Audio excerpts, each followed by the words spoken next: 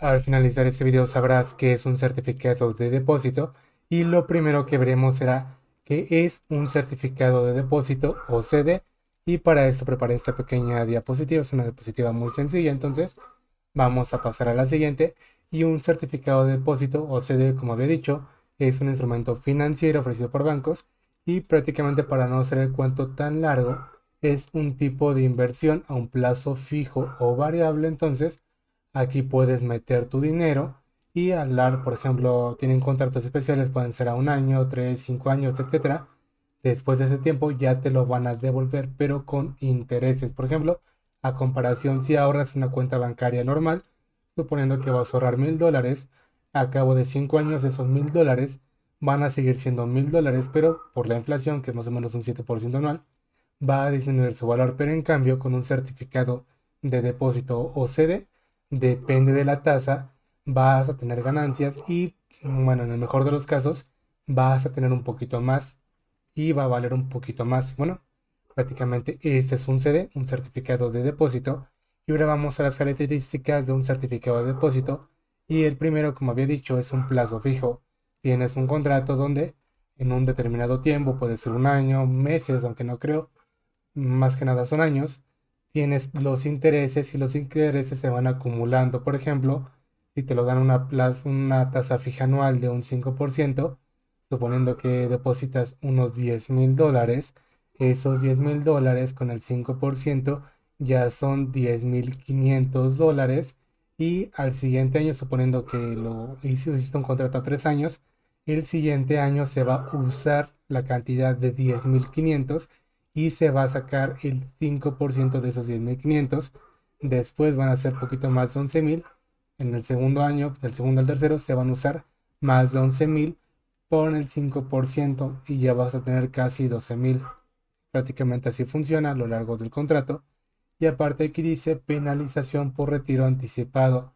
Si por ejemplo el contrato es en un año, tú lo retiras en 3 meses, pues te van a dar una pequeña penalización. Tienes que pagar por retirarlo antes. Y por último, la seguridad. En este caso están asegurados por el banco. Por ejemplo, cada banco tiene diferentes opciones. Y también un dato curioso, y es que este tipo de contratos a veces, o no recuerdo si son los mismos, pero hay un artículo financiero o un artículo bancario, producto bancario, que se llama pagaré, que prácticamente es lo mismo. Te van a dar intereses y, por ejemplo, aquí en México están las CETES, donde le prestas dinero al gobierno y dependiendo del tipo de préstamo, normalmente es a meses, 12 meses, 6 meses, etcétera, te van a dar diferentes intereses. Bueno, ya por último, aquí tenemos unos ejemplos de uso de un certificado de depósito. Aquí tenemos un ahorro a largo plazo. Si tenemos una cantidad de dinero que no necesitamos usar inmediatamente, suponiendo unos ahorros, no sé, por ejemplo, puede que yo esté ahorrando para mi casa, pero fallece un familiar y ese familiar por herencia me lo deja a mí, pues técnicamente el dinero que iba a ser para la casa ya no lo voy a ocupar porque ya tengo casa nueva. Entonces, en este caso podría usar un CD para meter el dinero que iba a ser para la casa y que se haga grande con el paso del tiempo.